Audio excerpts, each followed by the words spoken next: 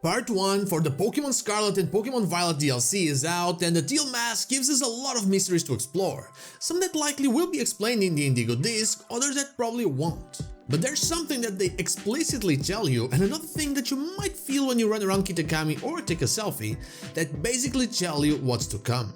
So hey, I'm not so a trainer, and what about the future? Let's get into it.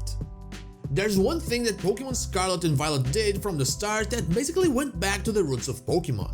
Tradition versus innovation, Scarlet and Violet, Koraidon and Miraidon. This basically is a throwback at the early days of Pokémon, where Kanto was the innovation and Johto was the tradition. Two completely different looks on life and how they intertwine. Here we saw something similar, especially in the Paradox Pokémon and what the Professor Sada and Turo wanted.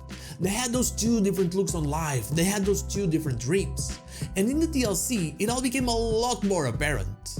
Kitakami is a place of lore, a place of tradition. It has a lot of history in it, and it is undeniable that there is a bit of a Johto vibe to it as well.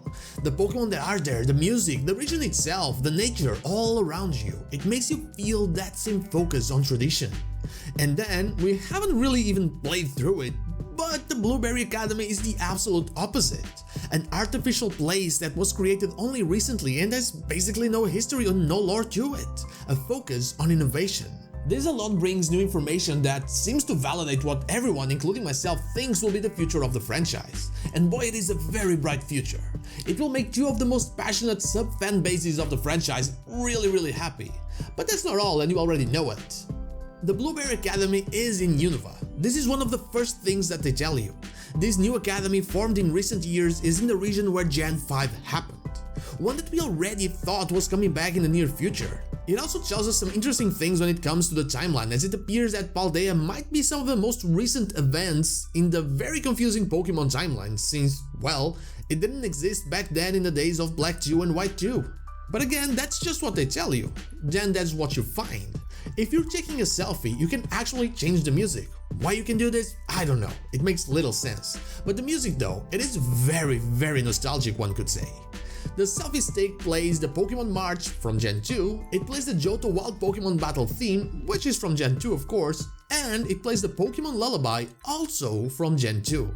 So we have the two regions that everyone thought would be represented in the near future being hinted at in the DLC. Well, Unova is not even hinted at, they straight up tell you that the Blueberry Academy is in Unova. I think that's as close as a confirmation that we can get without an actual reveal, right? I don't want to bore you with stuff I've talked about before, there's no reason to do it. To anyone new, you can check out this video for everything I'm talking about, but there's way too much regarding Johto and Unova in Legends Arceus, for example. Lots of Gen 2 and Gen 5 new forms and Ingo and all that. And there's also something very obvious that I forgot to mention in that video that just connects incredibly well to what we're seeing right now. While Paradox Pokemon in general are very varied when it comes to the generation that their base Pokemon is from, since we have everything but Gen 6, 7 and 8, though one could argue that Roaring Moon and Iron Valiant are likely the Gen 6 representation, there is a group of Paradox Pokemon that we've been getting since the DLC was announced, that the way they are divided, they just tells us something and connect so well to what we're talking about here. I'm talking of course about the Paradox Beasts and the Paradox Swords.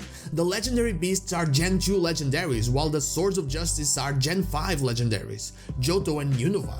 Their Paradox versions, Walking Wake, Roaring Bolt, Iron Leaves and Iron Crown, plus the still unreleased ones, they show this exact tradition versus innovation thing. Walking Wake and Roaring Bolt are the ancient Paradox Pokemon, and they're, well, ancient looking, while Iron Crown and Iron Leaves are the future Paradox Pokemon and they look futuristic.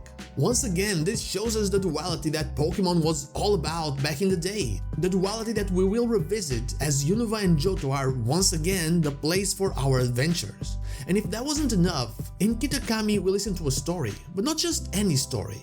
It is a story of truths. I wouldn't be surprised if in the Blueberry Academy we listen to a new story, but this time a story of ideals. And we all know what that means. And that is all I have for you today, a bit of a short video, but the future is clearer than ever and we had to talk about that. But what about you? What do you think comes first, Johto or Unova? Let me know in the comments down below. And now, like the video if you like it, dislike if you don't, and don't forget to subscribe to the channel for more Pokemon content and also ring the bell so you know when the next video is out. You can follow me on social media and Twitch, I stream there Wednesday to Sunday, not Saturday, or join our Discord, all the links are in the description. Thank you so much for watching, and I'll see you all on the next one.